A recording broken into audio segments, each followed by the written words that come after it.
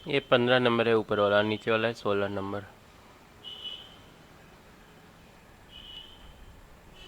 15 number बोल रहा है a state highway leads to foot of a tower.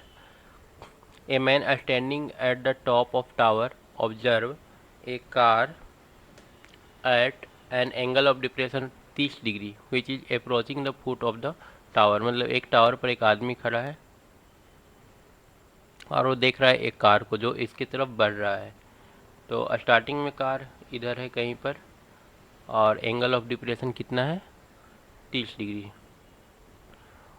Which is approaching the foot of the tower. Tower के foot की तरफ बढ़ रहा है with a uniform speed. 6 second later, 6 second के बाद the angle of depression of the car is found to be 60 degree. 6 second के बाद ए वाला जो हो गया वो 60 डिग्री हो गया।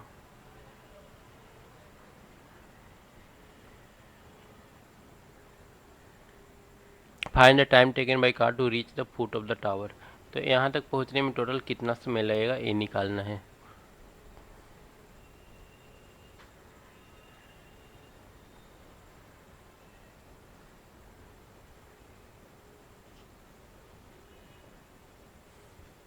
यहाँ से यहाँ तक कितना टाइम लगा है 6 सेकेंड।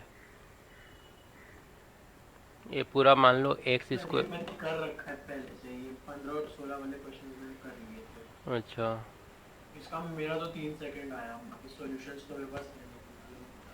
सोल्यूशन नहीं है। नहीं, मेरे पास सॉल्यूशन नहीं है। ये जो एनसीईआरटी का पीडीएफ है इसमें आंसर्स नहीं दिए हुए, क्वेश्चन ही अच्छा, ऐसे जो उनकी वेबसाइट पे है।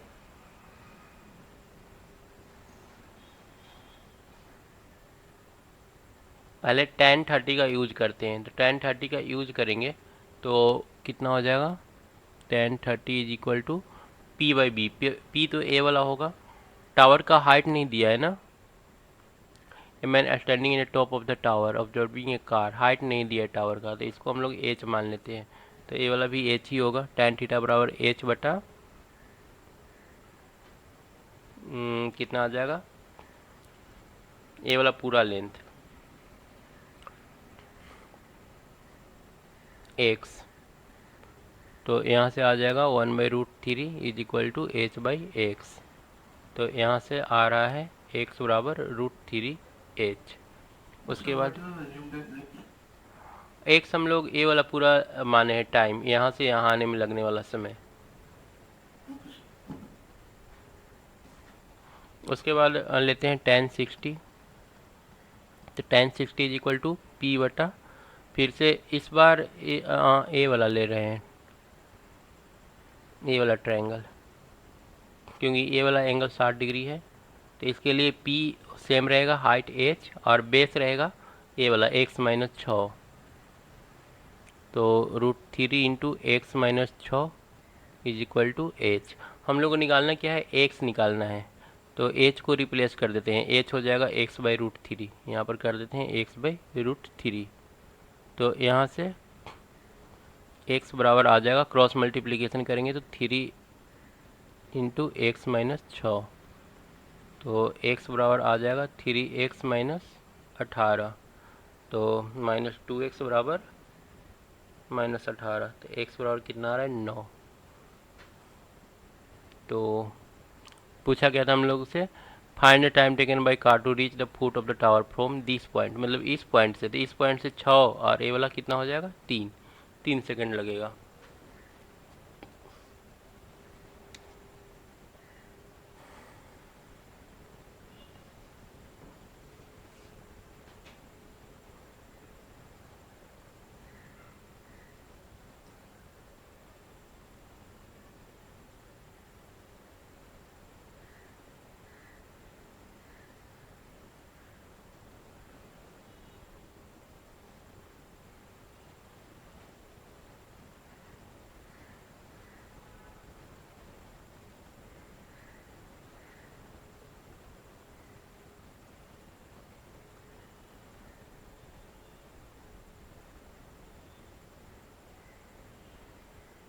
उसके बाद नेक्स्ट वाला देखो 16 नंबर।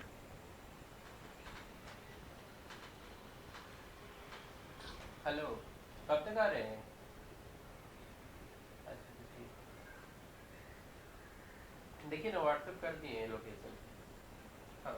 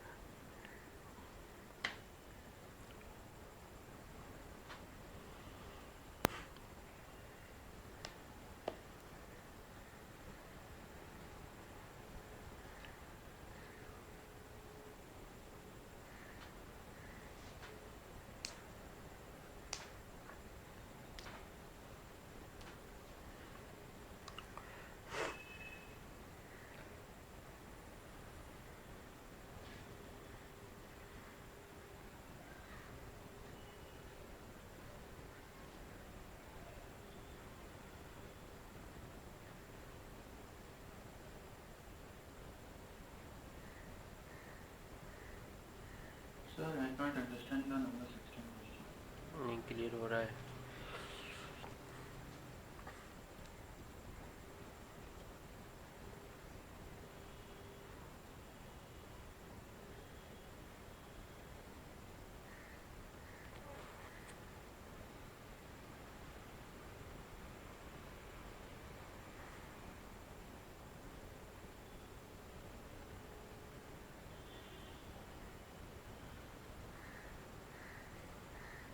किसी का नहीं हुआ। सर सर मेरा बस हो गया। अच्छा तुम्हारा भव्या? सर कर रहे हैं। ठीक।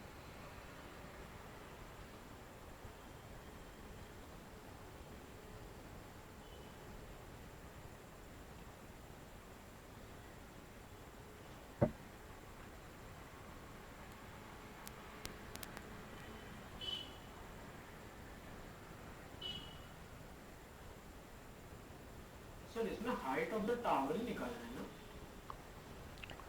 Prove that the prove height करना ऑफ द है, टावर इज 6 मीटर। प्रूव करना है कि हाइट ऑफ द टावर 6 आना चाहिए, 6 हाँ मीटर। हाँ हाँ अच्छा तो मेरा तो 6 मीटर निकल गया।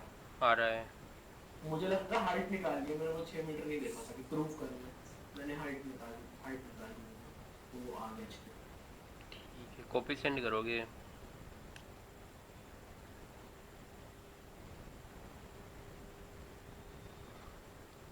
व्हाट्सएप करो तो कैसे सॉल्व किया? हाँ सर हाँ ना, मोबाइल ले आओ ना, फोटो सेंड करेंगे।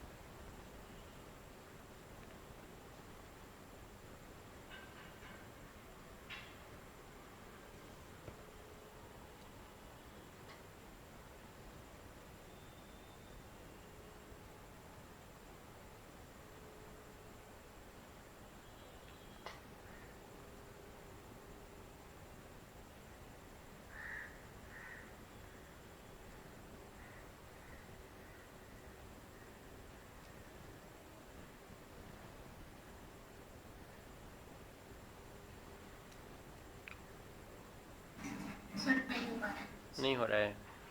फिगर बन सर गया मैंने था। आपको फोटो भेज दिए, सर फोटो भेजिए। अच्छा हम देख रहे हैं। आया नहीं है अभी।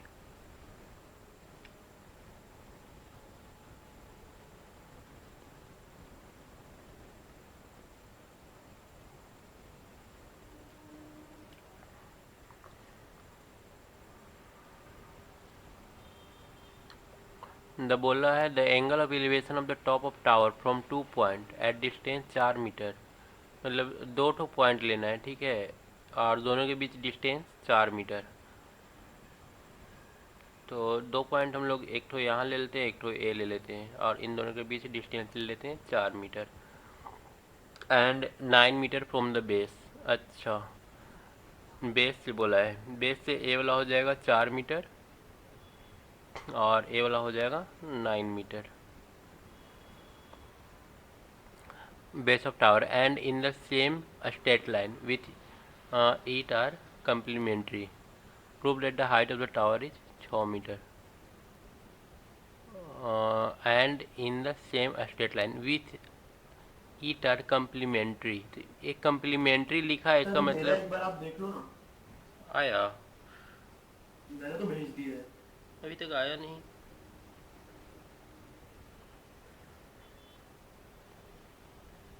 मैं रीसेंड करता हूँ एक बार।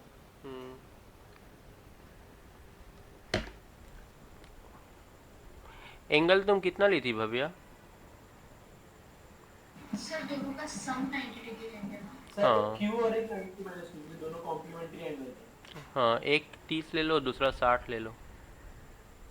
तो मैंने तो क्यू अज्यूम किया है। तुम क्यू एज्यूम किया और एक तो 90 डिग्री माइनस क्यू, वो भी ठीक है। हाँ सर। हाँ वो भी कर सकते हैं।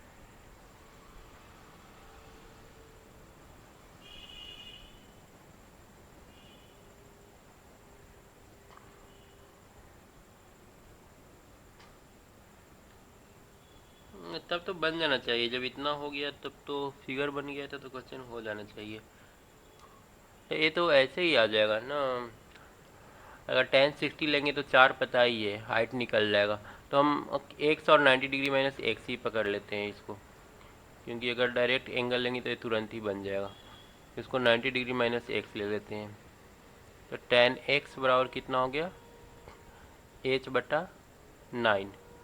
टेन एक्स लेंगे तो पूरा हाइट ले लेंगे, ये वाला हाइट एच है और ये 9 पूरा, और टेन 90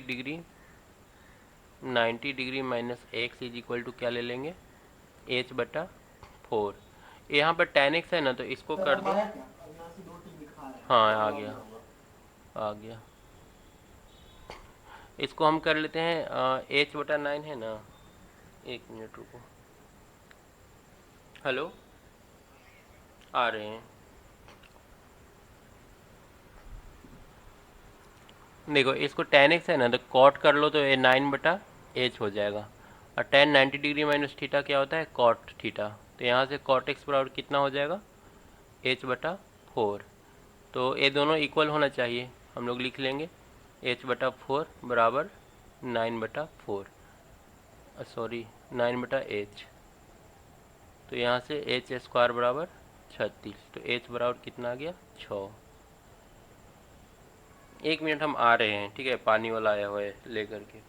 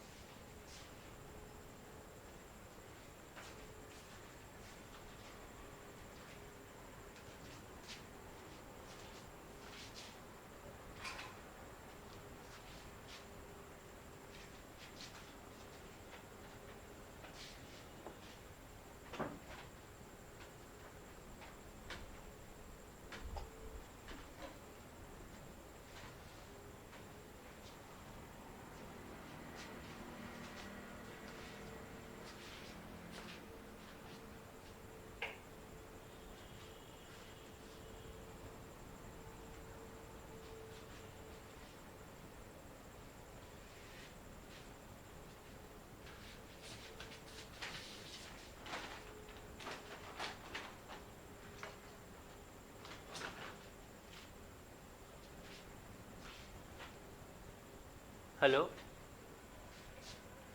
ये भाई 137 जोरा ब्रिज के पास। हाँ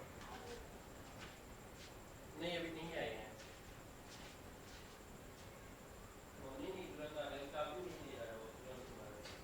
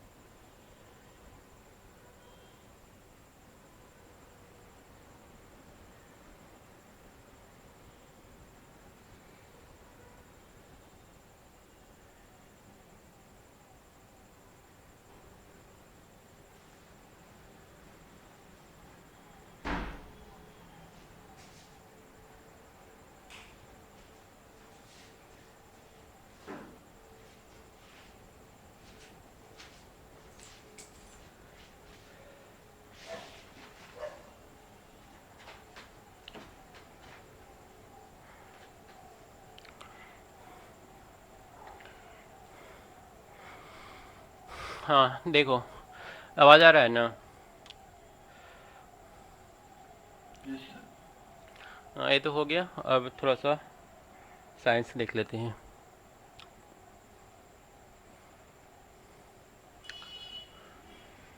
इसमें से और हम क्वेश्चन दे देंगे तुम लोगों को, ठीक है? वो सोल्व करके रखना है। क्वेश्चन और सॉल्यूशन भी दे देंगे, तो तुम लोग थोड़ा सा देख लोगे उसको।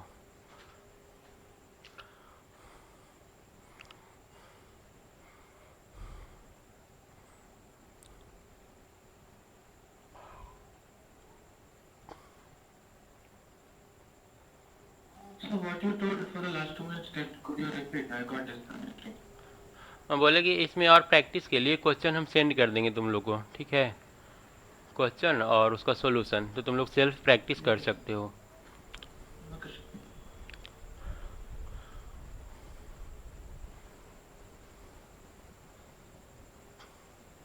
Sir, please wait for 1 minute. I am rejoining. My microphone is creating some issues. अच्छा, Sir, please.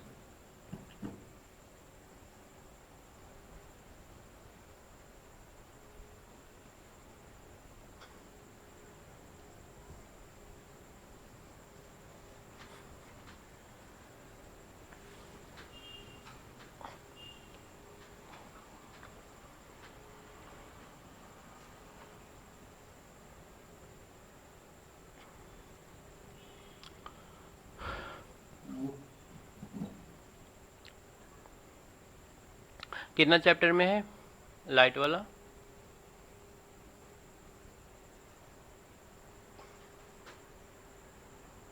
भव्या, हेलो। हाँ बोल रहे कितना चैप्टर है किसमें? लाइट का, साइंस में, फिजिक्स में? एक ही चैप्टर। चैप्टर? एक ही चैप्टर है, एक सेकंड।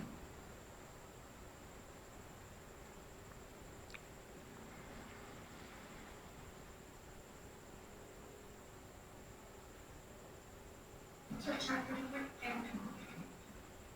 10? हाँ।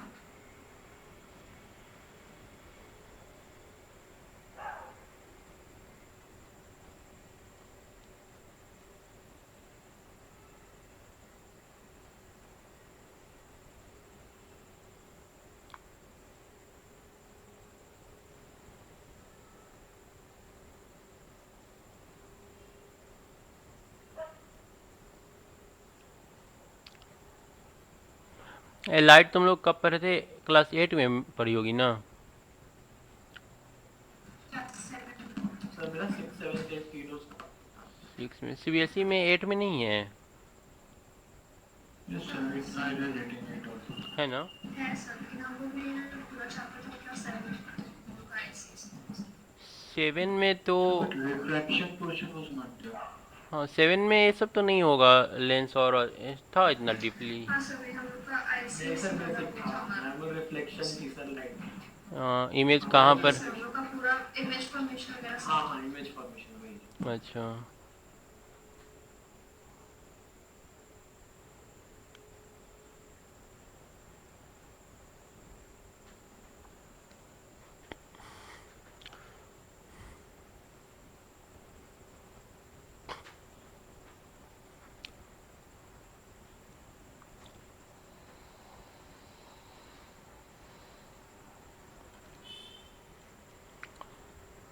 देखो यहाँ पर हम लोग को रिफ्लेक्शन एंड रिफ्रैक्शन दोनों देखना है।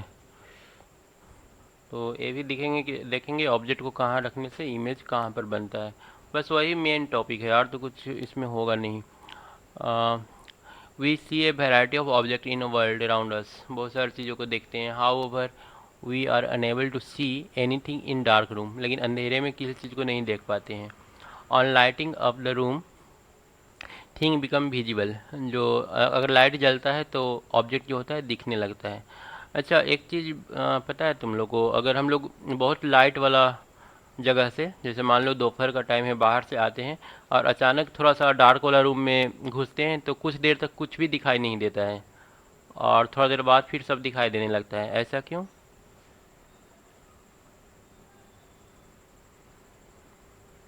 Sir because of cornea. Cornea? Sir, it's in the eye. कौन सा? Sir, it is a part of eye ना, cornea. हाँ, कॉर्निया पार्ट ऑफ आई है, लेकिन वो तो सबसे पीछे वाला पोर्शन है ना, तो उसमें तो उसका कुछ लेना देना नहीं रहता है। और तुम्हारा आँख का जो ब्लैक वाला छोटा सा पार्ट देखते हो ना, वो जो मतलब ब्लैक इतना बड़ा रहता है, उसके बीच में एक छोटा सा रहता है हॉल, छोटा सा जो काला दिखता है और डार्क ज़्यादा दिखता है। वो जो होता है ना, उसका साइज बड़ा या छोटा होता है, वो एक्चुअली में लाइट को कंट्रोल करने का काम करता है। ठीक है, अगर अंधेरे वाला जगह में जाएंगे तो इसका साइज जो है थोड़ा बड़ा हो जाएगा, ताकि अधिक से अधिक लाइट आँख के अंदर जा सके। और जब हम लोग लाइट वाला जगह में जाते हैं ना, तो ए वाला छोटा हो जाता है ताकि ज़्यादा लाइट आँख पर ना पड़े। तो जब हम धूप में होते हैं ना, तो उस समय इसका साइज काफ़ी छोटा होता है। ठीक, और अचानक से जब हम लोग अंधेरे वाले कमरे में आते हैं तो ये छोटा ही रहता है, इसको थोड़ा सा टाइम लगता है बड़ा होने में। तो कुछ देर के लिए कुछ भी नहीं दिखेगा, थोड़ा देर के बाद ये जब बड़ा हो जाता है तो फिर सब कुछ दिखने लगता है। और सेम कंडीशन होता है, अगर अंधेरे वाले रूम में है और अचानक से लाइट वाला जगह पर जाएंगे तो पूरा आँख को मतलब थोड़ा सा मतलब ठीक फील नहीं होता है। तो उसका रीज़न वही है कि जब अंधेरे वाले रूम में रहते हैं तो साइज बड़ा होता है, और अचानक से लाइट वाला जगह में चल जाते हैं तो बहुत सारा लाइट एक बार आँख के अंदर चला जाता है, तो थोड़ा सा अच्छा फील नहीं होता है। तो यहाँ पर हम लोग देख पाते हैं इसी वजह से, जब किसी चीज़ से लाइट टकराता है, टकराने के बाद हमारे आँखों तक पहुँचता है, ठीक है, इससे होकर के अंदर पहुँचता है, तो हम लोग किसी चीज़ को देख पाते हैं। वही चीज़ यहाँ पर बता रहा है। What make things visible during the day, the sunlight help us to see object. दिन के समय में सनलाइट की हेल्प से हम लोग ऑब्जेक्ट को देख पाते हैं। An object reflect light that fall on it. Object क्या करता है, जो लाइट ऑब्जेक्ट के ऊपर पड़ता है ना, उसको वो रिफ्लेक्ट कर देता है।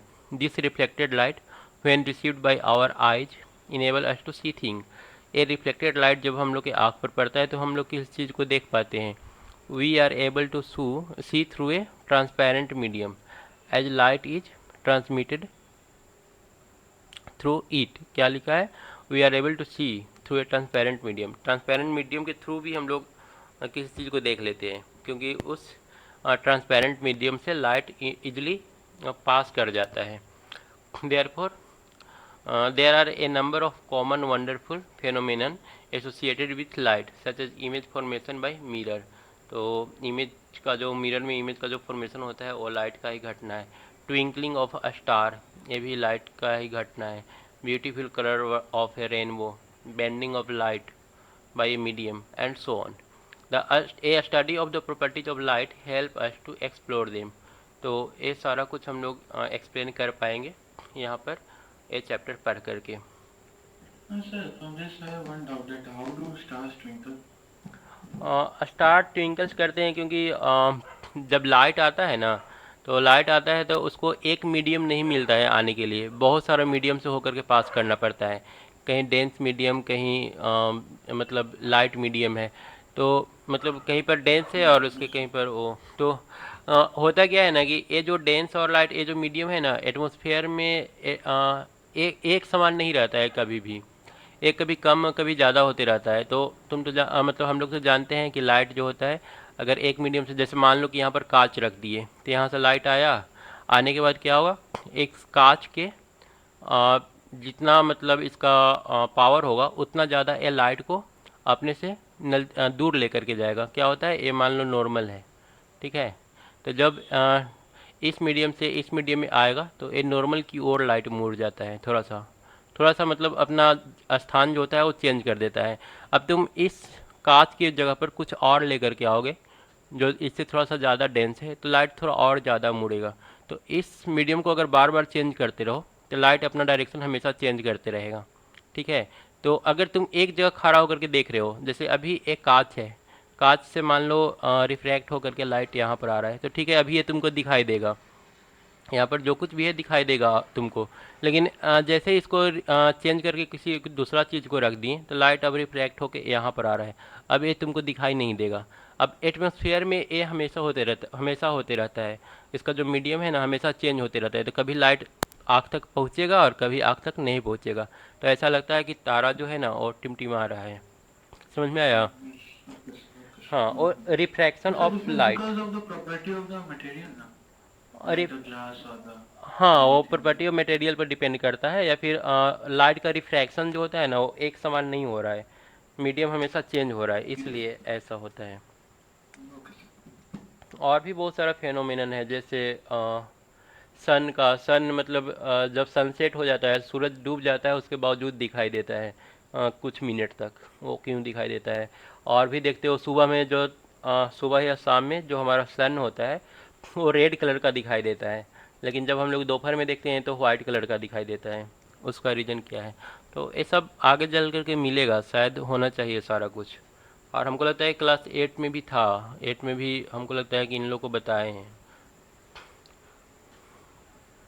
By observing the common optical phenomenon around us, we may conclude that light seems to travel in a straight line. तो जो हमारे जो आसपास की चीज़ है उसको देख करके हम लोग यही कंक्लूड करते हैं कि हमारा जो लाइट होता है वो सीधे स्ट्रेट लाइन में ट्रैवल करता है। The fact that a small source of light casts a sharp shadow of an opaque object point to this straight line path of light usually indicate as a ray of light। ये क्या बोला है, the fact that a small source of light, मतलब light का अगर छोटा सा source है, cast a sharp shadow of an opaque object point to the this straight line path of light usually indicated as a ray of light। ये क्या बोला है समझ में नहीं आ रहा है। The fact that a small source of light cast a sharp shadow, तो अब मेरे ख्याल से बोल रहा है कि अगर ऑब्जेक्ट कोई है और यहाँ पर हम लोग सोर्स ऑफ लाइट देते हैं तो इसका जो इमेज बनता है वो कुछ इस टाइप से बनता है। तो शायद ये बताना चाह रहा हो कि इससे पता चलता है कि लाइट हमारा स्ट्रेट लाइन में मतलब स्ट्रेट लाइन में ट्रैवल करता है। ठीक है। If an opaque object on the path of light become very small, अगर ऑब्जेक्ट जो है काफ़ी ज़्यादा छोटा हो जाए, light has a tendency to bend around it and not walk in a straight line as effect known as a diffraction of light.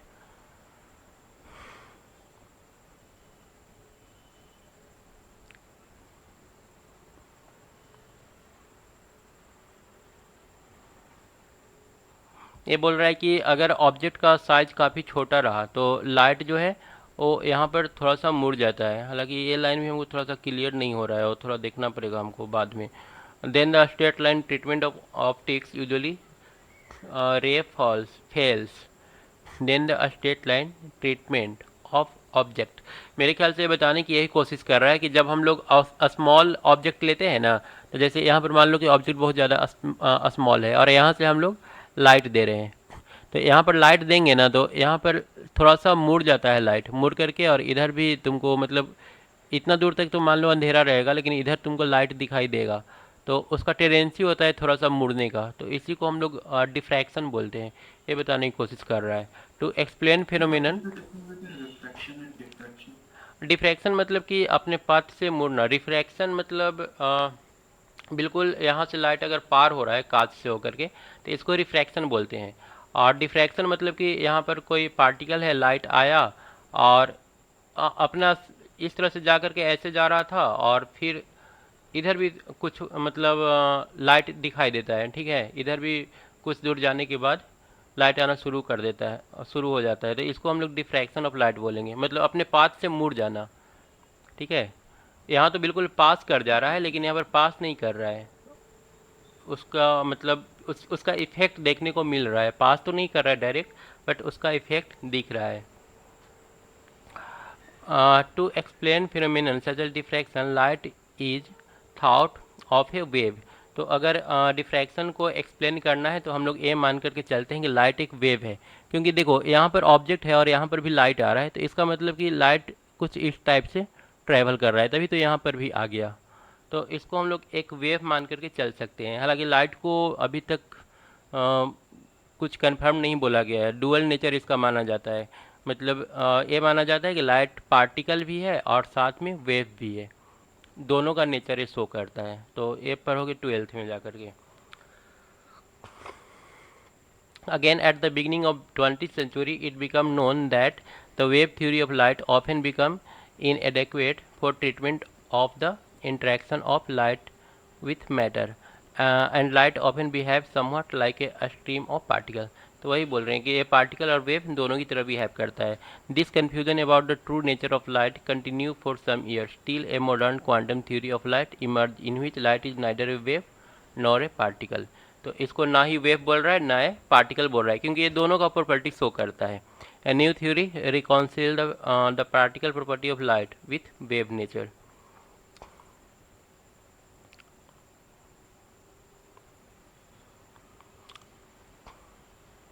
मतलब नया थ्योरी बाद में आया जो कि लाइट के पार्टिकल नेचर और वेव नेचर दोनों को प्रूफ करता है.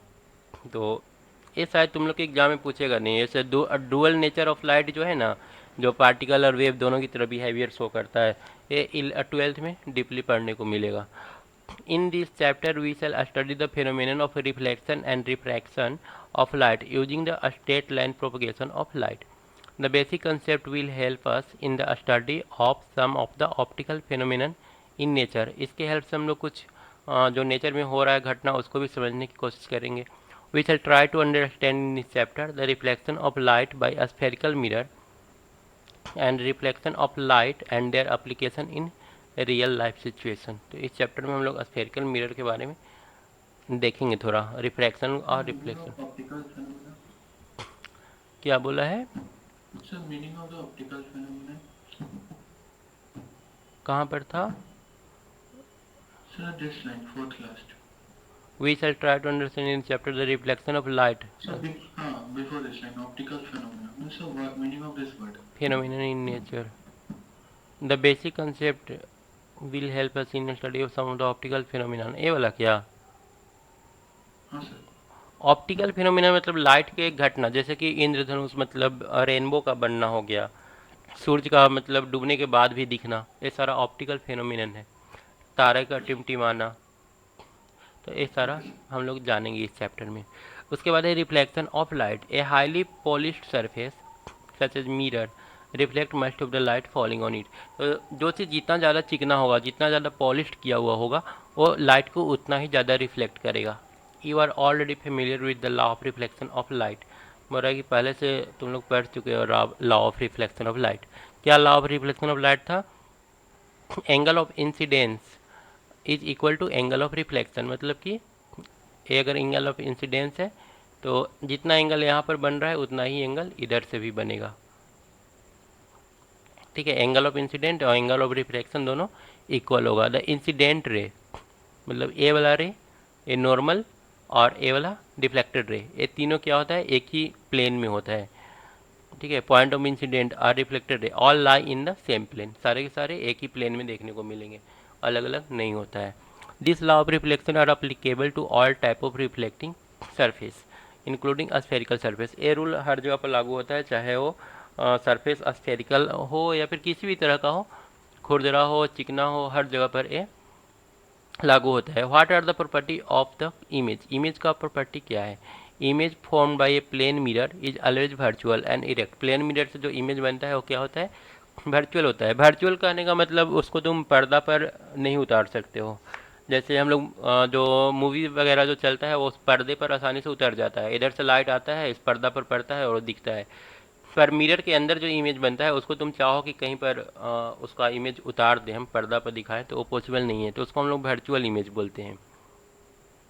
The image form is as far behind the mirror as the object is in front of it. तो मिरर जो इमेज है उतना ही पीछे बनेगा जितना कि आगे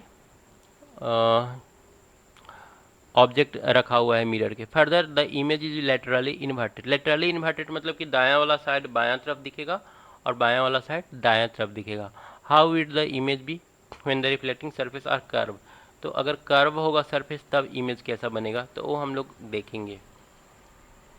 ठीक है, अभी तक हम लोग प्लेन वाला मतलब सिंपल बता दिया कि प्लेन मिरर में तो कुछ भी नहीं होता है, बस लेटरली इन्वर्टेड होता है, वर्चुअल होता है, इरेक्ट होता है. और जितना हम मिरर से पीछे होते हैं उतना ही मिरर के पीछे, मिरर से हम लोग जितना आगे होते हैं, दूर होते हैं, उतना ही पीछे इमेज बनता है. लेकिन अगर कर्व सरफेस रहेगा तो वहाँ पर इमेज किस तरह का बिहेवियर शो करेगा. यहाँ पर एक्टिविटी करने के लिए बोला है. Take a large shining spoon try to view your face in curved surface. Do you get the image? It is smaller या larger है, छोटा है कि बड़ा है. Move the spoon slowly away from your face. अब थोड़ा थोड़ा इसको दूर करो. दूर करने के बाद देखो reverse the spoon and repeat the activity. अब स्पून को रिवर्स कर दो और फिर एक्टिविटी को देखो. तो एक्चुअली इस तरह से स्पून होता है ना, तो इधर से देखोगे तो ये कन्वेक्स लेंस की तरह काम कर रहा है. ठीक है, तो यहाँ पर इमेज कुछ और दिखाई देगा और इधर देखोगे तो इमेज कुछ और दिखाई देगा. इसको हम लोग कनकेव मिरर बोलते हैं. ठीक है, अगर इधर वाला साइन कर रहा है तो एक कनकेव, इधर देख रहे हैं तो कनकेव, इधर देख रहे हैं तो convex. The curve surface of shining spoon could be considered as curve mirror. वही जो कर्व सरफेस होता है कर्व मिरर के रूप में जाना जाता है. The most commonly use type of curve mirror is the spherical mirror. तो स्फेरिकल मिरर काफ़ी ज़्यादा यूज होता है कर्व टाइप वाला में. The reflecting surface of such mirror can be considered to form a part of surface of the sphere. Such mirror whose reflecting surface are spherical are called spherical mirror. अगर उसका reflecting surface sphere type का है या फिर sphere का part है तो उसको क्या बोलेंगे हम लोग? स्फेरिकल मिरर बोलेंगे. We shall now study about spherical mirror in some detail. अब स्फेरिकल मिरर के बारे में थोड़ा सा डिटेल जानेंगे.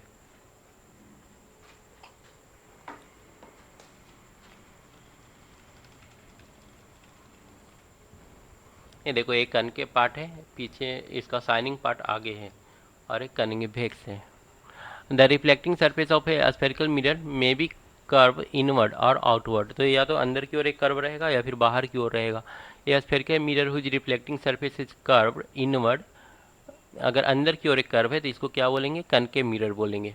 और अगर बाहर की ओर कर्व है तो इसको क्या बोलेंगे? कन्वेक्स मिरर बोलेंगे. इसका डायग्राम यहाँ पर दिखा दिया है. इसका एक पार्ट सैडेड है, ठीक है, और एक पार्ट साइन कर रहा है. You will now understand that the surface of the spoon curve inward can be approximated to a concave. इसको क्या बोलेंगे? Concave. And the surface of spoon bulged outward is approximated as convex mirror. Before we move further on a spherical mirror, we need to recognize and understand the meaning of a few terms. तो mirror के बारे में deeply पढ़े उससे पहले कुछ जरूरी terms है उसको समझ लेना जरूरी है. These terms are commonly used in discussion. ये टर्म जनरली यूज होंगे. The center of reflecting surface of a spherical mirror is called pole. उसमें सबसे पहला पॉइंट है पोल. यहाँ पर जो सेंटर होता है इसका, इसको पोल कहते हैं. It lie on the surface of the mirror. Mirror के सरफेस पर लाई करता है. Pole is usually represented by the letter P. इसको हम लोग पी लेटर से रिप्रेजेंट करेंगे.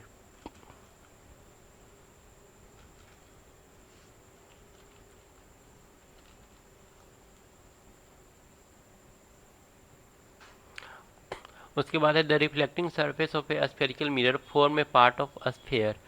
The sphere has a centre. अब देखो ये जो स्फेरिकल मिरर है वो किसी न किसी स्फेयर का पार्ट होगा, काट करके बनाया गया है, तो इसका एक सेंटर भी होगा.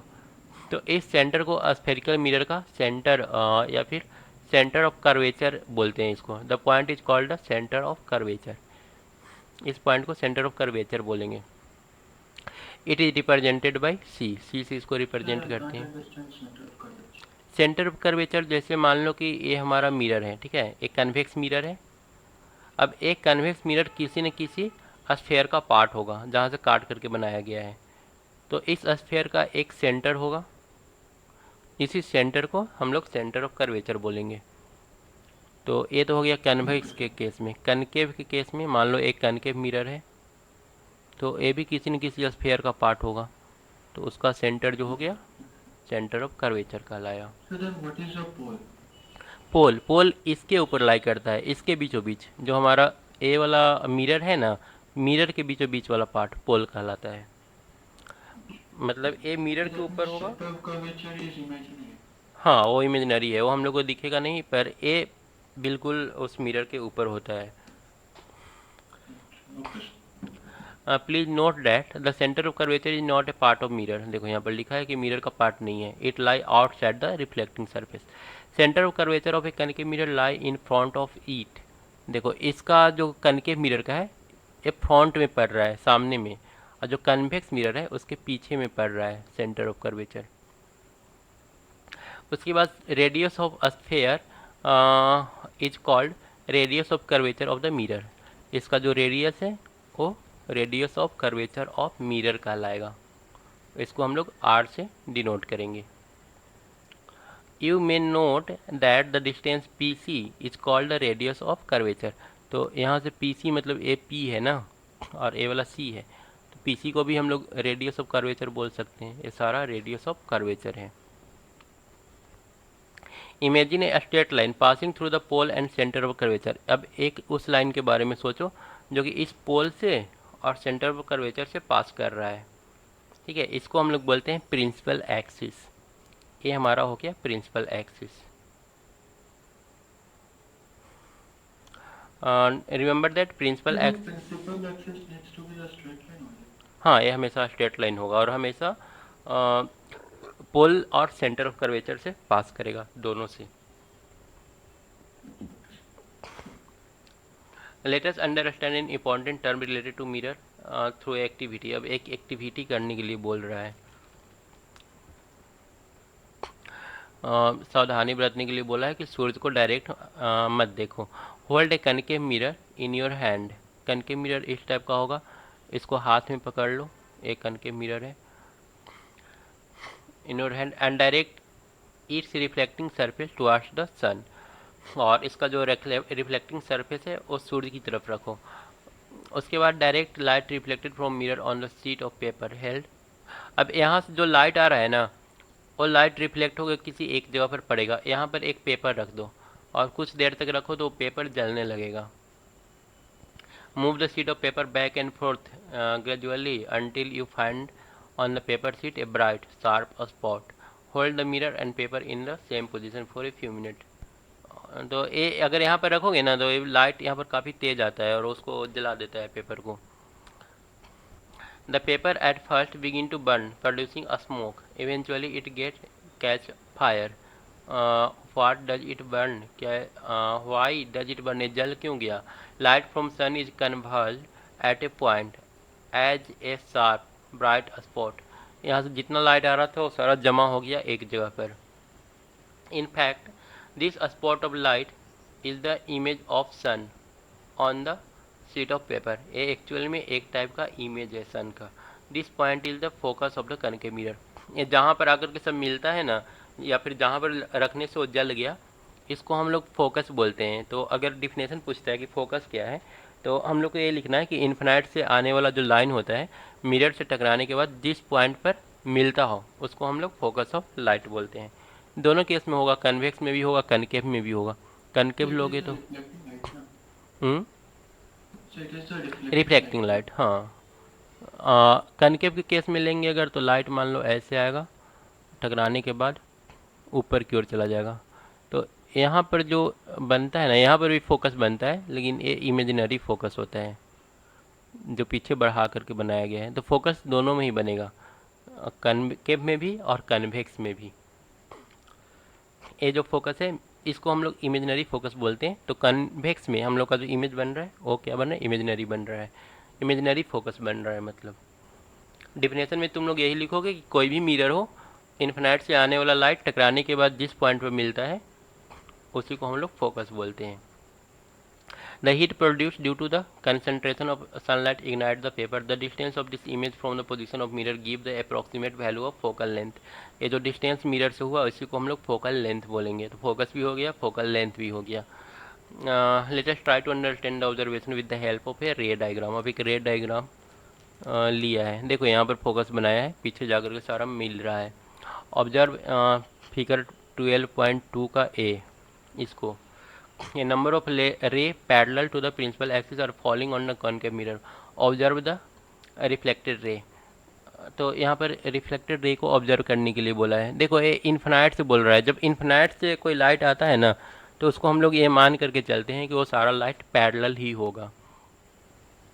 They all are meeting on the same point. How are the ray parallel to principal axis reflected by convex mirror. Convex mirror में क्या हो रहा है, reflected ray appear to come from on the principal axis. यहाँ पर actual में आ नहीं रहा है, पर ऐसा एपियर हो रहा है, ऐसा लग रहा है कि यहाँ से सारा लाइट आ रहा है, तो इसको हम लोग फोकस बोलेंगे, एफ से डिनोट करते हैं।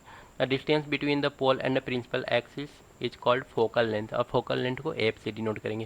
तो क्या क्या टर्म हम लोग को सिखाया? पहला प्रिंसिपल एक्सिस,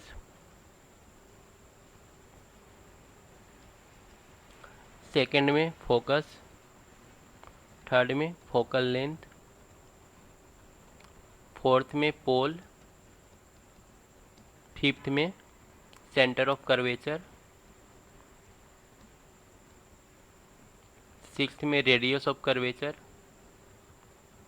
और क्या, और भी कुछ, इतना सारा चीज़ है। तो ये सारा याद होना चाहिए, ठीक है, ये सारा एग्जाम में पूछ सकता है। प्रिंसिपल एक्सिस किसको बोलेंगे, एक बार रिपीट कर दो तुम लोग।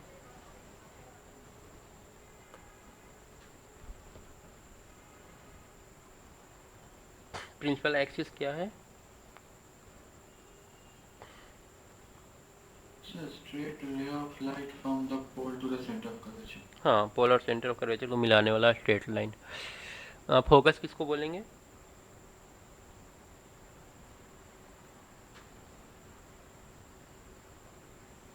So when the reflecting rays of light converge at a point. और नहीं, अंडर रिफ्लेक्टिंग लाइट नहीं, यहाँ पर जोड़ना पड़ेगा। या तो बोलो कि पैरेलल आने वाला लाइट, मिरर से टकराने के बाद जिस पॉइंट पर मिलता है उसको बोलेंगे, या फिर ये बोल सकते हो कि इन्फिनाइट से आने वाला लाइट, क्योंकि पैरेलल लाइट या फिर इन्फिनाइट से आने वाला लाइट दोनों सेम चीज़ है। So लेकिन that means the incident rays. Incident raise from infinite, infinite बोलना पड़ेगा, क्योंकि अगर मान लो कि कहीं यहाँ से लाइट आ रहा है इस पॉइंट से, तो इस पॉइंट से आने वाला लाइट वो इस तरह से नहीं होगा, मतलब वो सेंटर पर फोकस पर जाकर के नहीं मीट करेगा, ठीक है।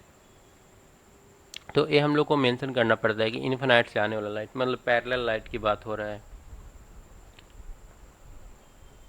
तो डिफाइन करेंगे कि इन्फिनाइट से आने वाला लाइट मिरर से टकराने के बाद जिस पॉइंट पर मिलता है या फिर मिलता हुआ प्रतीत होता है, ठीक है ना, यहाँ पर भी ध्यान देना है, मिलता है या फिर मिलता हुआ प्रतीत होता है, ऐसा लगता है कि मिल रहा है, उसी को हम लोग फोकस बोलते हैं।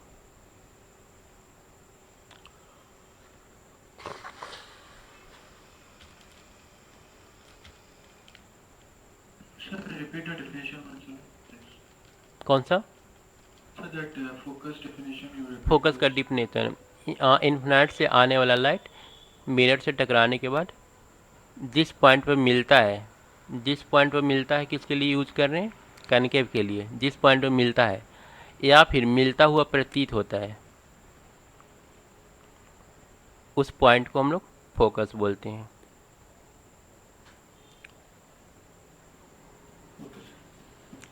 डिफिनेशन लिखने के लिए एक ठो हम दे देंगे पीडीएफ, वहाँ से तुम लोग लिख सकते हो, उसमें सारा कुछ साफ साफ रहेगा, या फिर वो कॉन्साइज वाला बुक में फिर दिया है सारा कुछ ठीक से।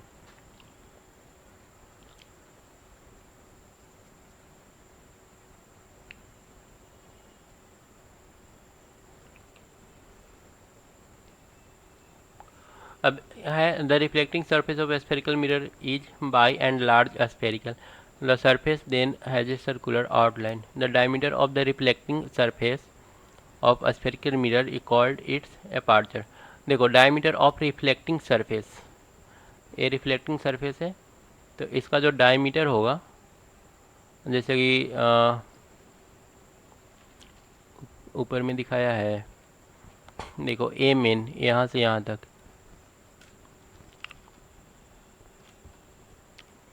इसको हम लोग क्या बोलेंगे? Is called its aperture. Distance M N represent the aperture. We shall consider in our discussion only such spherical mirror whose aperture is much smaller than its radius. तो हम लोग बिल्कुल ऐसे मिरर के बारे में पढ़ने जा रहे हैं जिसका जो डायमीटर है वो काफ़ी ज़्यादा छोटा होगा। Aperture is much smaller than its radius, मतलब कि एक बहुत बड़ा जो स्फेयर है ना, उसी का पार्ट हम लोग लेंगे, उसी से मिरर बना करके हम लोग उसी के मिरर का यूज करेंगे। Sir, I can't understand this diameter portion. ये वाला we shall consider in our discussion. No, sir, means how the diameter is formed. Diameter, That ये is वाला not matter. Diameter total length कितना चौड़ा है mirror, यहाँ से लेकर के यहाँ तक, ये इसका डायमीटर है। तो हम लोग को बोला है कि हम लोग जिसके बारे में पढ़ रहे हैं ना उसका डायमीटर काफ़ी छोटा होगा, मतलब बहुत बड़ा स्फेयर का पार्ट होगा mirror. Is there a relationship between radius of curvature R and focal length? तो आर और एफ में कोई रिलेशन है? तो देखो फोकस लेंथ जो होता है, फोकस जनरली जो बनता है वो इधर कहीं बनेगा। तो ए वाला और इसका सेंटर, ए वाला अगर एफ है ना तो सेंटर 2f होगा, दोगुना होता है फोकस का। ठीक है, मतलब रेडियस जो हमारा होगा वो 2f के बराबर होगा। ये हम लोग को एक तो रिलेशन याद रख लेना है। रुक जाओ, एक कॉल आ रहा This है, is the case for convex mirror. एक मिनट, एक कॉल रिसीव कर रहे हैं। हेलो,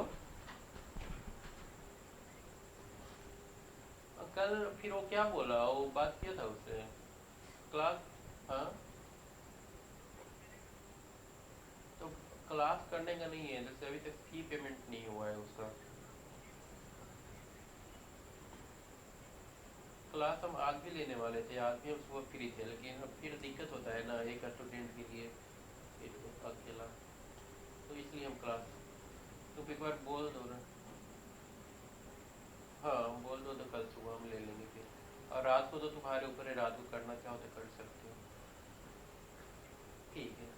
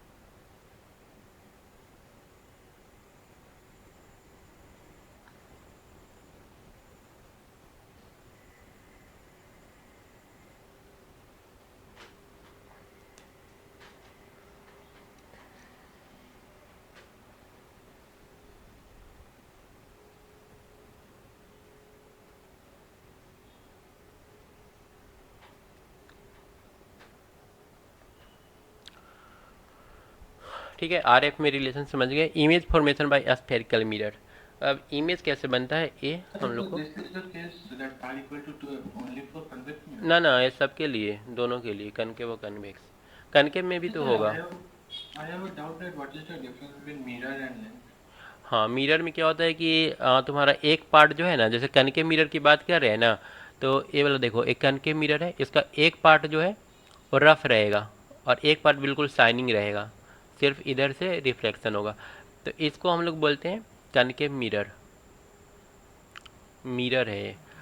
और कनकेव लेंस, इसको हम लोग बोलते हैं कनकेव लेंस। इसका दोनों पार्ट जो है ना वो शाइनिंग है, मतलब ग्लास का मतलब बना हुआ है, और कनकेव है क्योंकि अंदर की ओर दबा हुआ है। अगर हम लोग ए वाला लेंस लेंगे तो ए इसको हम लोग बोलेंगे फिर कन्वेक्स लेंस, कन्वेक्स लेंस हो गया। और कनकेव मिरर कौन सा है?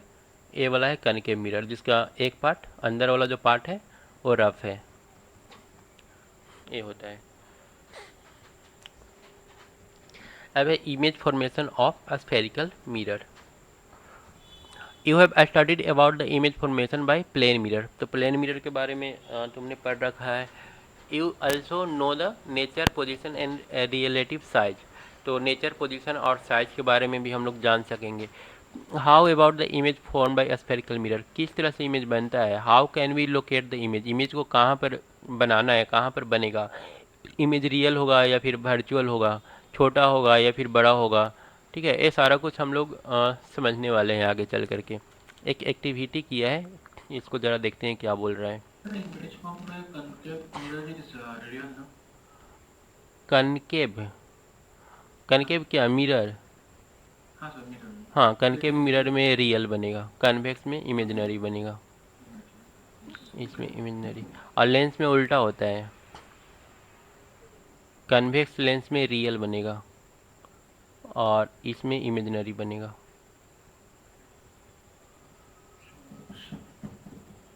ठीक है, ये कनकेव है,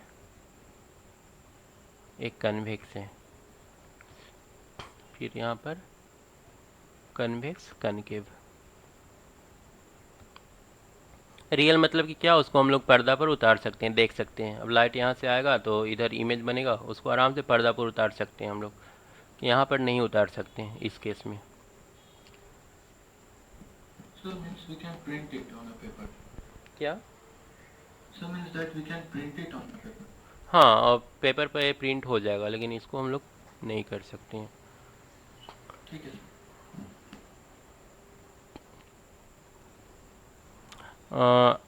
You have already learnt a way of determining the focal length of a concave mirror.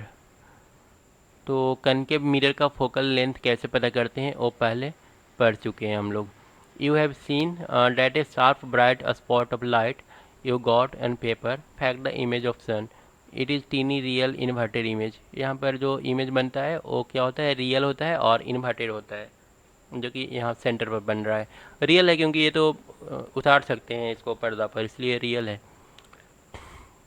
You got the approximate focal length, और यही फोकल लेंथ भी होता है कनकेव मिरर का।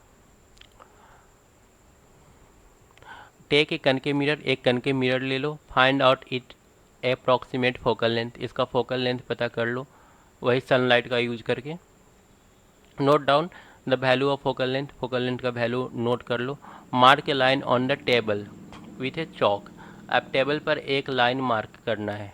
Place the concave mirror on a stand, एक stand पर concave mirror को रख लेना है। Place the stand over the line such that its pole lie over the line, इस तरह से रखना है कि इसका जो पोल होगा उस लाइन पर लाई करे, मतलब इस टाइप से। यहाँ पर लाइन है, इस टाइप से कनकेव मिरर को रखना है। Draw with a chalk 2 more lines parallel to the previous line, अब इस लाइन के पैरेलल 2 और लाइन ड्रॉ करो previous line such that the distance between any two successive line is equal to the focal length of the mirror, उतना ही length रखना है ये वाला जितना कि फोकल लेंथ का है। these lines will now correspond to the position of point PFC, अब ये जो लाइन है अगर ऐसे हम लोग रख रहे हैं तो यहाँ पर इक्वल डिस्टेंस पर फोकस हो गया, फिर उतना ही डिस्टेंस लिए तो वो हमारा सेंटर ऑफ कर्वेचर हो गया, ये हमारा पोल हो गया। The principal focus line F lie midway between P and C, P और सी के मिडवे हम लोग का फोकस लाई करेगा। कीप ए ब्राइट ऑब्जेक्ट से a burning candle at the position far beyond C, अब सी से बहुत पीछे रखना है बर्निंग कैंडल को, यहाँ पर हम लोग बर्निंग कैंडल रख दिए, ठीक है। Place a paper screen and move it in front of mirror, अब एक तो पेपर स्क्रीन रखना है मिरर के सामने और इसको धीरे धीरे आगे की ओर मूव करवाना है। Till you obtain a sharp bright image of the candle, तब तक मूव कराओ जब तक कि एक शार्प ब्राइट लाइट उस पर दिखने न लगे। Observe the image carefully, note down the nature, अब बोल रहा है कि हर चीज़ को अब नोट करो, जब सी के पीछे होगा तो इमेज कैसा होगा, बड़ा होगा या छोटा होगा, सी पर होगा तो क्या होगा, ये सब नोट करने के लिए बोल रहा है। तो अभी तो हम लोग सीखेंगे कि इमेज कैसा होगा, कहाँ पर रखने से किस टाइप का बनेगा।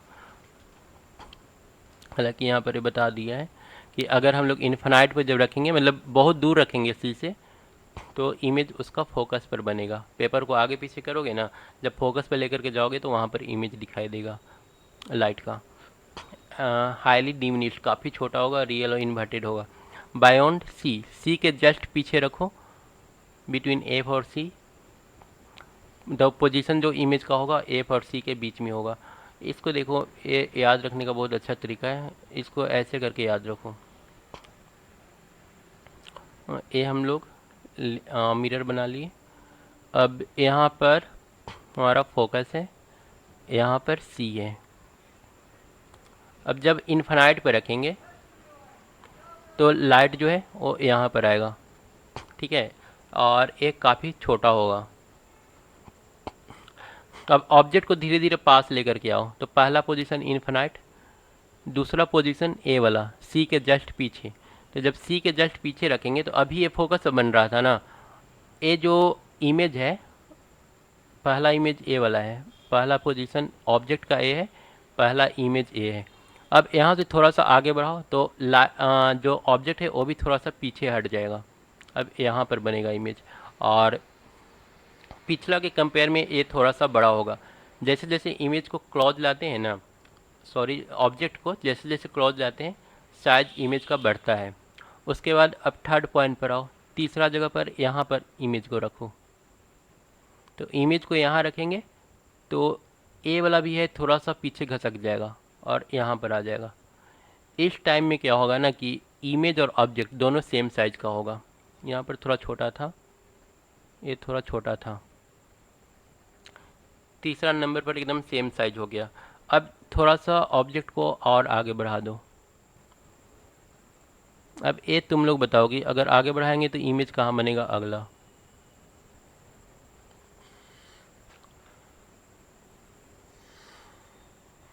Image Means we have taken F and P. ये चौथा नंबर है ना। Means we have put the object between F and C. F and C, देखो एफ एंड सी के पहले सी के बीच बहुत पहले ही हम लोग इमेज को रख चुके हैं। हाँ, थोड़ा सा आगे बढ़ा, अब और आगे बढ़ेगा इमेज।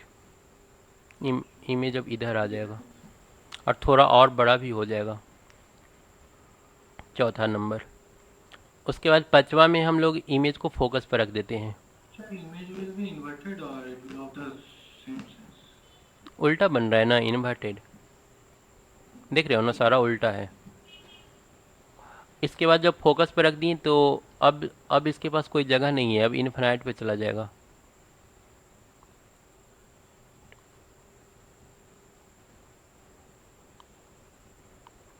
ये हो गया पचमा और ये हो गया पचमा इमेज।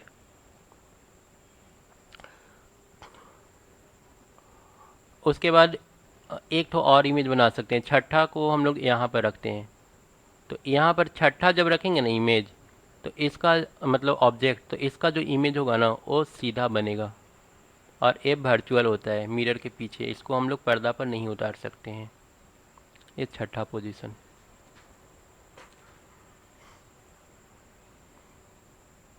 तो हम यहाँ पर कॉलम बनाएंगे एक तो, यहाँ पर लिखेंगे पोजीशन ऑफ ऑब्जेक्ट, यहाँ पर पोजीशन ऑफ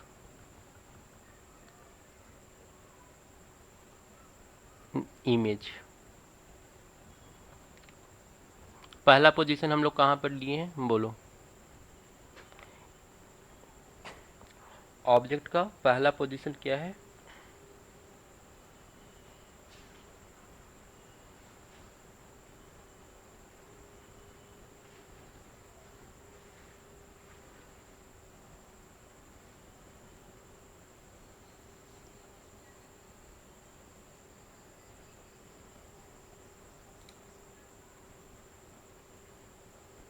नहीं समझ में आ रहा है।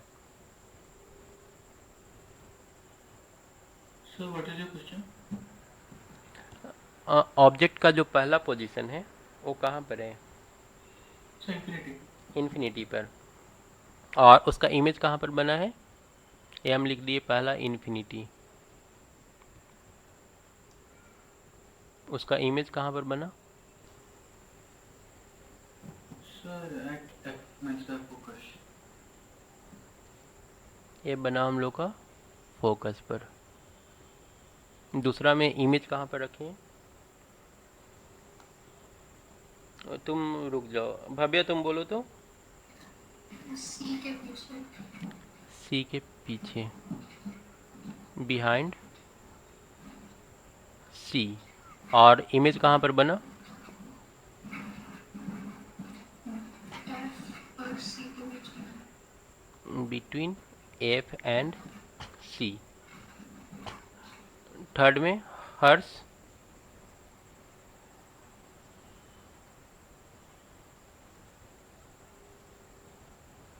है कि नहीं है, हाँ सर मैं हूँ। बोलो तीसरा में कहाँ पर है पोजीशन, सर इमेज सी पे ही बन रही है डायरेक्ट। और ऑब्जेक्ट कहाँ पर रखा हुआ है, एट सी, हाँ सी पर रख रहे हैं तो सी पर बन रहा है। हाँ उसी तरह से चौथा कहाँ पर रखें ऑब्जेक्ट को, सी और एफ के बीच में, बिटवीन सी एंड एफ। और कहाँ पर बन रहा है image? So behind C. Behind C. उसके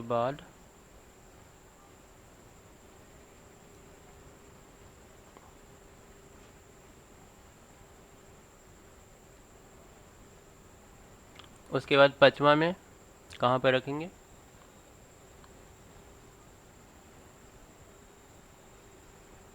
So at the focus. Focus पर। इमेज कहाँ पर बनेगा? इन्फानाइट, क्योंकि बिहाइंड सी के पीछे अब इन्फानाइट ही बचा है। छठा हम लोग कहाँ पर रखेंगे? फोकस और between focus Pole. And Between pole. focus and pole. तो कहाँ पर बनेगा? बिहाइंड द मिरर ना, क्योंकि अब इन्फानाइट तक चला ही गया, तो अब तो आगे में कहीं पर कोई जगह है नहीं, तो अब पीछे बनना शुरू होगा, बिहाइंड द मिरर। अब साइज की बात करते हैं। तो साइज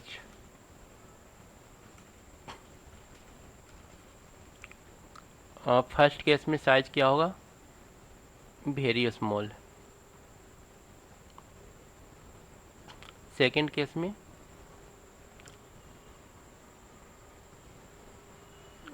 केस में भी ऑब्जेक्ट से छोटा ही रहेगा, स्मॉल लिख लेते हैं। और थर्ड केस में वेरी स्मॉल हो गया equal to object. Fourth case में अब बड़ा होने का बारी आ गया, लार्ज। फिफ्थ केस में वेरी लार्ज। इन्फिनाइट पर जब बनेगा तो ये बहुत बड़ा होगा। और सिक्स्थ केस में तो हम लोग का लार्ज ही रहता है, लेकिन ये पीछे रहता है। अब कहाँ पर बनेगा? हो गया, साइज भी देख लिए। अब कौन सा सीधा है और कौन सा उल्टा है ये देखना है। तो देखो, ये सारा जिसको हम लोग पर्दा पर उतार सकते हैं या फिर जो रियल है ना, वो सारा का सारा उल्टा ही है, इन्वर्टेड। सारा का सारा इन्वर्टेड। सिर्फ एक जो पीछे बन रहा है वो वाला सिर्फ सीधा है, इरेक्ट। पूरा क्लियर हो गया ना फिगर का किसका कहाँ पर बनेगा? Means we can conclude that real images are always inverted. हाँ, रियल इमेज जितना भी रहेगा, जो भी रहेगा, किसी भी मिरर का हो, किसी भी लेंस का हो, हमेशा इन्वर्टेड, उल्टा ही आएगा।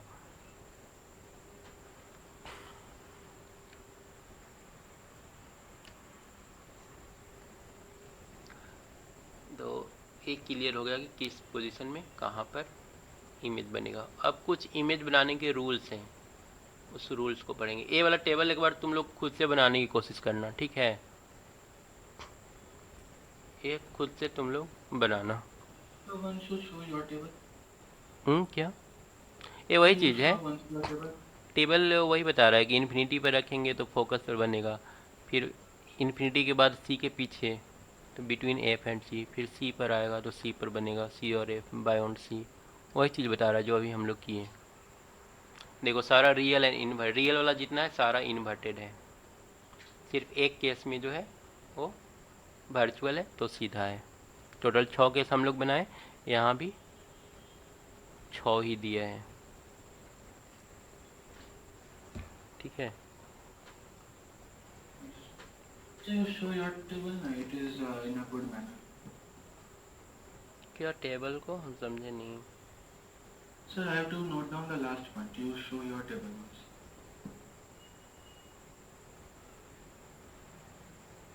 एक मिनट रुको।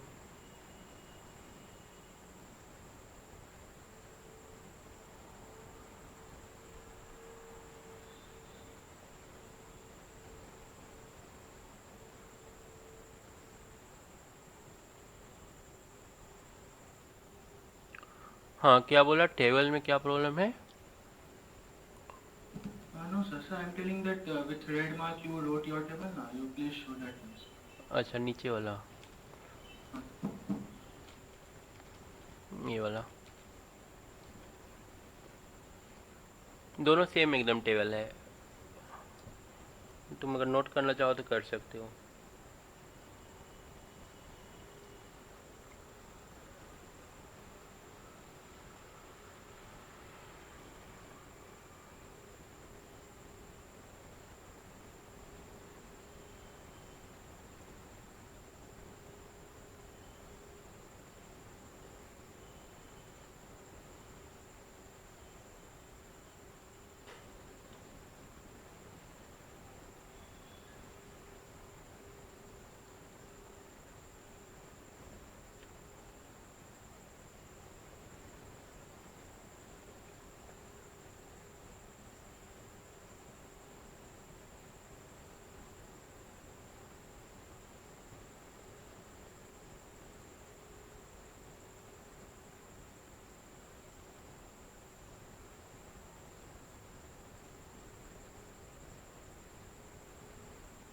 Just one thing I can't understand that at the fifth position when we keep the object at focus, then by हाँ the image it will be very enlarged.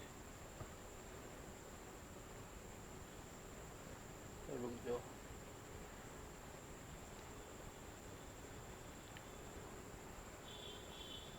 हाँ क्या बोल रहे हो, फिफ्थ पोजीशन में हम लोग का ए वाला, हाँ फोकस पे रखे तो क्या हुआ।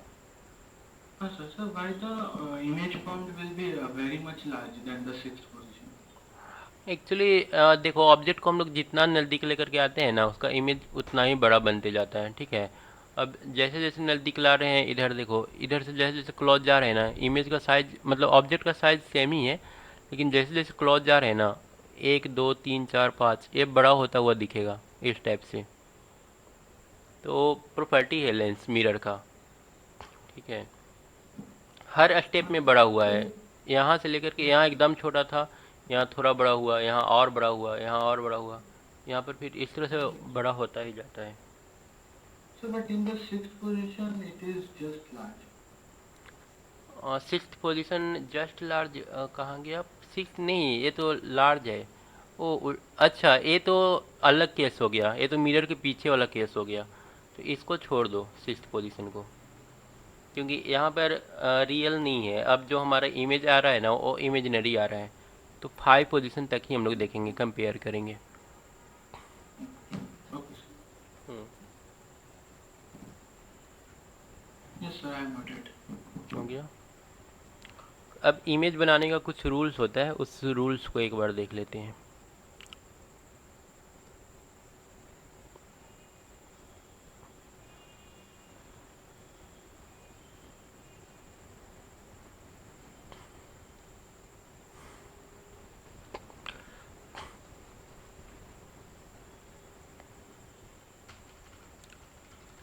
तो सबसे पहला रूल यहाँ पर बता रहा है कि अगर लाइट कहीं से आ रहा है, तो मिरर से टकराने के बाद जितना उसका एंगल ऑफ इंसिडेंट होगा, उतना ही एंगल ऑफ रिफ्लेक्शन होगा, उसी रूल से वो डाइवर्ज होगा। यहाँ पर लिखा है principal a ray parallel to, अच्छा पैरेलल टू बता रहा है। तो अगर कोई लाइट पैरेलल आ रहा है प्रिंसिपल एक्सिस के, तो ए मिरर से टकराने के बाद हमेशा फोकस से होकर के जाएगा, चाहे कनकेव हो या फिर कन्वेक्स हो। कनकेव में हम लोग को एकदम रियल ड्रॉ कर देना है, लेकिन कनकेव में रियल ड्रॉ तो नहीं कर सकते, बट पीछे इसको बढ़ा करके हम लोग फोकस से मिला सकते हैं। इसमें ऐसा लगेगा कि फोकस से लाइट आ रहा है। तो सबसे पहला रूल ये हो गया। ये रूल बहुत इंपॉर्टेंट है, ठीक है, इसी के जरिए हम लोग फिगर ड्रॉ कर पाएंगे। तुम लोग का फिगर ड्रॉ करने के लिए ही एग्जाम में आएगा। तो सबसे पहला रूल याद रखना है कि अगर इन्फिनाइट से आ रहा है कोई लाइट, तो वो मतलब पैरेलल अगर कोई लाइट आ रहा है, तो वो मिरर से टकराने के बाद फोकस से होकर के जाएगा। उसके बाद सेकेंड रूल बता रहा है कि अगर कोई लाइट फोकस से होकर के पास करता है, देखो यहाँ से लाइट आया और फोकस से होकर के पास किया, तो ए मिरर से जब टकराएगा तो टकराने के बाद पैरेलल बाहर जाएगा या फिर पैरेलल बाहर जाता हुआ दिखेगा। देखो यहाँ से लाइट आ रहा है, मिरर से टकराया, तो ये देखो फोकस से होकर के आ रहा था, मतलब ऐसा लग रहा है कि फोकस के पास जा रहा है लाइट। तो फोकस पर जाए या फिर जाता हुआ प्रतीत हो, वहाँ से जो लाइट निकलता है ना वापस, वो हमेशा प्रिंसिपल एक्सिस के पैरेलल होता है। तो दूसरा रूल काफ़ी ज़्यादा इजी है। तीसरा, सेंटर ऑफ कर्वेचर से जो लाइट पास करता है या फिर पास करता हुआ प्रतीत होता है, मिरर से टकराने के बाद सेम लाइन से वापस रिटर्न हो जाता है। तीसरा रूल भी काफ़ी सिंपल है। उसके बाद चौथा रूल, अगर किसी एंगल आई से आ रहा है लाइट, तो वो फिर जिस एंगल से बाहर निकलेगा वो एंगल, मतलब एंगल ऑफ इंसिडेंस और एंगल ऑफ रिफ्लेक्शन, ये दोनों जो होगा हमेशा इक्वल होगा। जिस एंगल से वो आएगा उसी एंगल से रिटर्न वापस जाएगा। तो क्या क्या रूल पढ़े हम लोग। पहला, अगर लाइट पैरेलल आ रहा है तो फोकस से होकर के जाएगा। दूसरा, फोकस से आ रहा है तो पैरेलल निकलेगा। तीसरा, अगर सेंटर ऑफ कर्वेचर से आ रहा है लाइट तो सेंटर ऑफ कर्वेचर से ही निकल जाएगा। चौथा, अगर एंगल ऑफ इंसिडेंस आई है तो एंगल ऑफ रिफ्लेक्टेड आर, ये दोनों क्या होगा, इक्वल होगा, आई बराबर आर। ये 4 रूल याद रखना है, इस 4 रूल से ही हम लोग फिगर ड्रॉ कर पाएंगे। So in second case, the reflected light will be parallel to what? Parallel to principal axis, ये वाला प्रिंसिपल एक्सिस। अब देखो इसमें से कोई दो रूल यूज करके हम लोग इमेज बनाते हैं। तो कोई दो रूल कर लो। एक तो रूल ए वाला, मेनली ज़्यादातर हम लोग ए वाला एक तो यूज करेंगे, और एक तो ए वाला यूज करेंगे। ये दो तो ज़्यादा यूज होता है। अब यहाँ पर देखो एक तो रे डायग्राम हम लोग देख रहे हैं।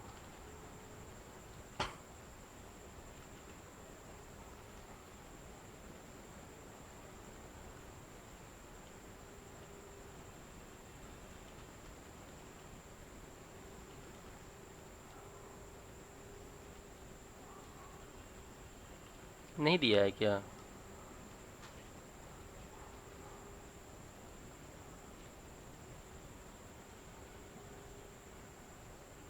तो नहीं दिया लगता है कि आगे में है।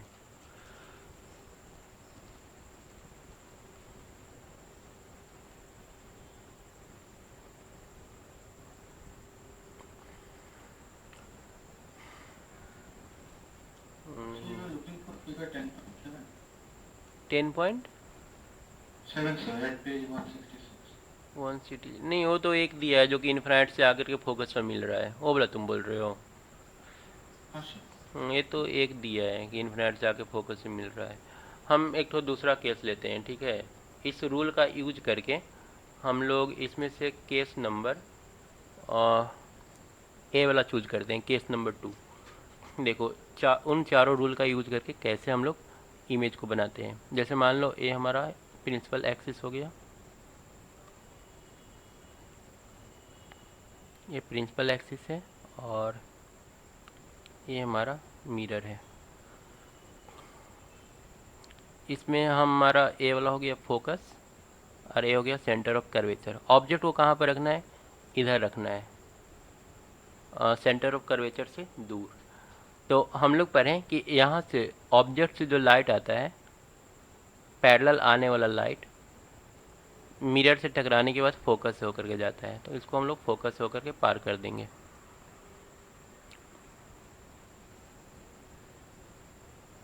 ठीक है, पहला यहाँ से लाइट आया और इधर से निकल गया। दूसरा हम लोग पढ़ें कि जो सेंटर से लाइट जाता है वो सेंटर से ही वापस रिटर्न भी हो जाता है। तो हम एक लाइट सेंटर से लेकर के जाएंगे। ये तुम लोग स्केल से मिलाना, ठीक है। इधर से ये लाइट आया और सेंटर से रिटर्न हो गया। हम लोग रूल 1 कौन सा यूज़ कर रहे हैं? 1 और 3rd। यहाँ पर जहाँ एक कट कर रहा है ना, वही तुम्हारा इमेज है। देखो इमेज बन गया ना। अब इसमें इमेज क्या बन रहा है? उल्टा बन रहा है, ऑब्जेक्ट से छोटा बन रहा है। यहाँ पर देखो कहाँ गया सेकंड केस, डिमिनिश्ड मतलब छोटा। कहाँ पर? फोकस और सेंटर के बीच में। तो देखो फोकस और सेंटर के बीच में बना है, और रियल और इन्वर्टेड। तो ये रियल है और इन्वर्टेड है। इस तरह से हम लोग बनाते हैं। तो तुम लोग चाहो तो ये सारा ट्राई कर सकते हो, ठीक है। घर पर ये सारा ट्राई करना।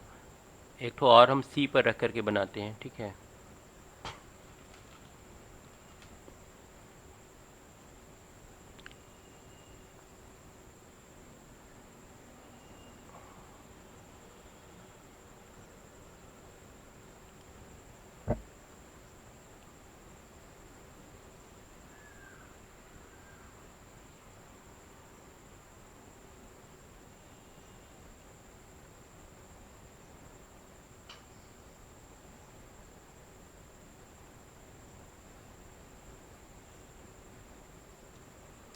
तो इसमें हम लोग क्या करते हैं? सी पर रखना है। ए हमारा फोकस हो गया, और ए वाला हमारा क्या है? सेंटर। अब सी पर ऑब्जेक्ट यहाँ पर रखा हुआ है। तो पहला रूल हम लोग क्या पढ़े थे कि पैरेलल जाने वाला लाइट फोकस से टकरा करके वापस जाता है। फोकस से टकरा के वापस चला गया, ये लाइट आया और इधर से निकला। अब देखो यहाँ पर सेंटर वाला हम लोग यूज नहीं कर सकते, क्योंकि यहाँ पर लाइट है। तो अब सेंटर से इसको कैसे पास कराएं? तो यहाँ पर दूसरा वाला रूल यूज कर लेंगे। यहाँ पर रूल नंबर 1 और रूल नंबर 2 यूज कर रहे हैं। ये रूल नंबर 2 में हम लोग क्या पढ़े थे कि जो लाइट फोकस होकर के जाता है वो वापस जो फोकस होकर के जाता है वो प्रिंसिपल एक्सिस के पैरेलल रिटर्न होता है, तो इसको प्रिंसिपल एक्सिस के पैरेलल हम लोग रिटर्न कर देंगे।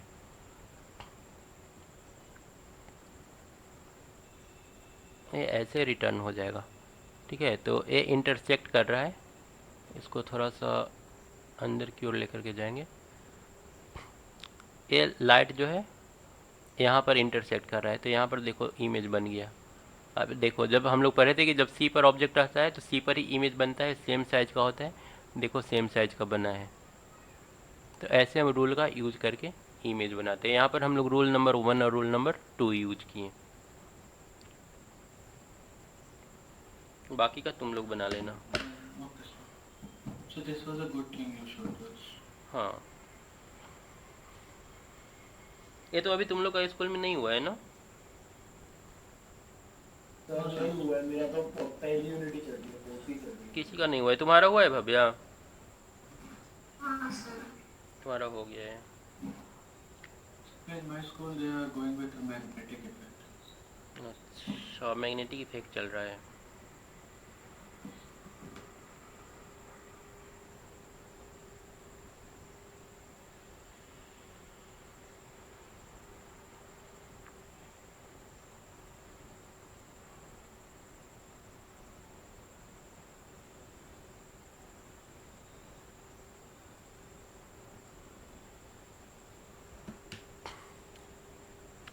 चलो ये हो गया।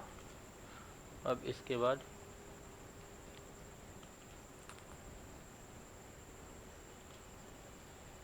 ये देखो यहाँ पर बनाया है, यही हम खोज रहे थे।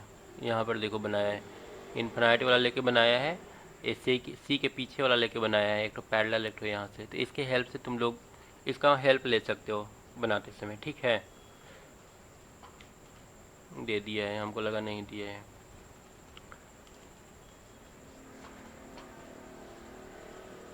और बना करके तुम लोग देखना, जो नहीं बनेगा उसको हम नेक्स्ट क्लास में एक्सप्लेन करेंगे। हो सकता है ए वाला नहीं बनेगा, बाकी सब बन जाना चाहिए।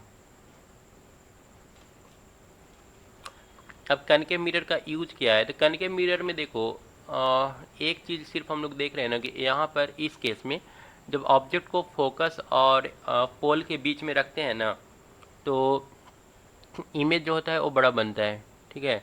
तो इसका फ़ायदा हम लोग उठा सकते हैं जनरली सेविंग के समय।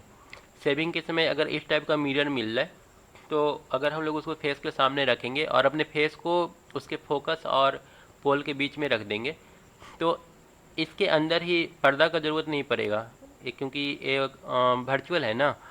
हम लोग का जो मतलब सेविंग करने के लिए जो बियर्ड मतलब है वो काफ़ी बड़ा बड़ा दिखेगा, तो वहाँ से सेविंग आसानी से कर सकते हैं।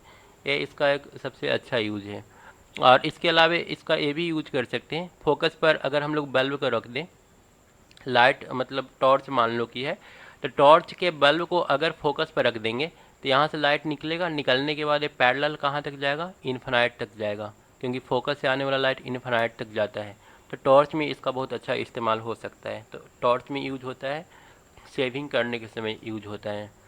और क्या क्या दिया हुआ है, we study the image formation by concave mirror, now we try image formation. क्या ये दिया है?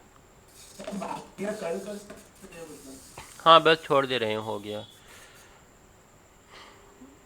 बस इसका यूज कर लेते हैं तो ये ख़त्म हो जाएगा चैप्टर।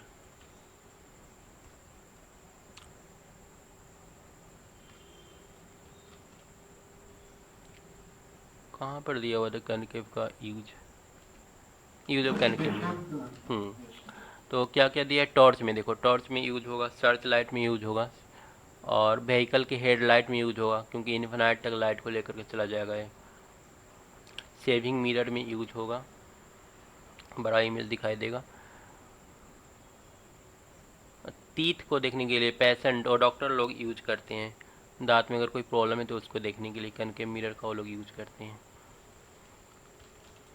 इसके अलावा सोलर फर्नेस में सनलाइट को क्या करेंगे, एक जगह पर कंसंट्रेट कर देंगे, सोलर फर्नेस में भी इसका यूज होता है। कन्वेक्स का कहाँ पर यूज होगा, कन्वेक्स का एक यूज कर सकते हैं। कन्वेक्स में होता क्या है कि जो फ्रंट मिरर होता है ना गाड़ी का, इसका शेप कुछ इस टाइप से होता है ना कन्वेक्स का, ऐसे करके शेप होगा, ठीक है। तो ऐसे जब सेप होगा ना तो इसका एरिया देखो काफ़ी बड़ा हो गया। यहाँ पर भी ऑब्जेक्ट है तो उसको कैच कर लेगा, इधर भी ऑब्जेक्ट है तो कैच होगा, इधर भी है तो उसको भी कैच कर लेगा। तो इसका मतलब इतना ज़्यादा कैच करने का कैपेसिटी होता है ना, हम लोग अगर गाड़ी के फ्रंट मिरर के रूप में इसको यूज करें तो पीछे का काफ़ी दूर दूर तक ये सारा कुछ दिखा देगा हमको। तो और सीधा भी दिखाता है। यहाँ पर इसमें जितना इमेज बनता है सारा वर्चुअल बनता है ना, तो सीधा सीधा सारा कुछ दिखाता है। तो ये इसका बेनिफिट है, गाड़ी में यूज कर सकते हैं। देखो रेयर व्यू इंग मिरर इन व्हीकल्स में यूज होता है। बस वही एक तो है और इसका कोई इमेज है नहीं। तो चलो मिरर हम लोग का पूरा ख़त्म हो गया। अब थोड़ा सा फार्मूला है तो अगला क्लास में देख लेंगे। एक क्लास का और है, इसको ख़त्म ही कर देंगे।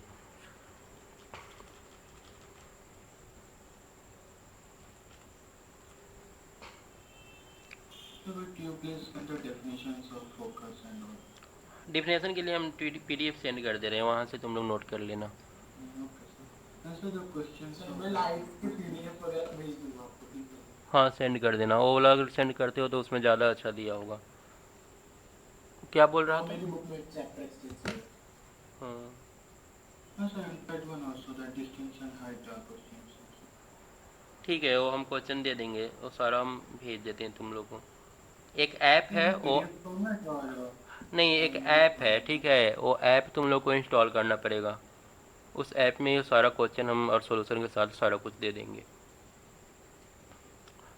ऐप का लिंक हम शेयर कर देंगे, तुम लोग वहाँ से इंस्टॉल कर लेना, तो प्रैक्टिस के लिए ठीक रहेगा। उसी में क्वेश्चन बना बना करके हम तुम लोग को सेंड करते रहेंगे प्रैक्टिस के लिए। so that app is created by you.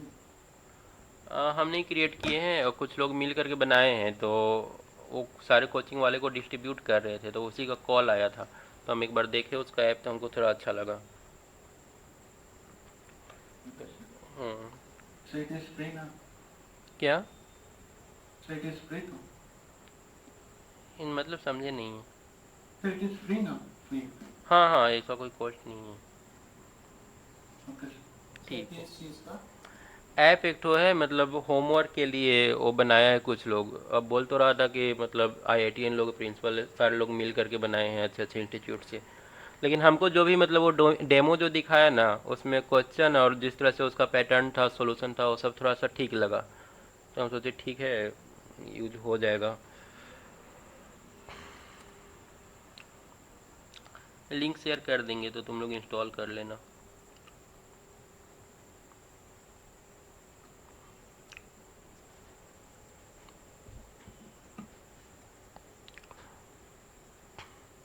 ठीक है तो Okay, sir. Bye, sir. Bye.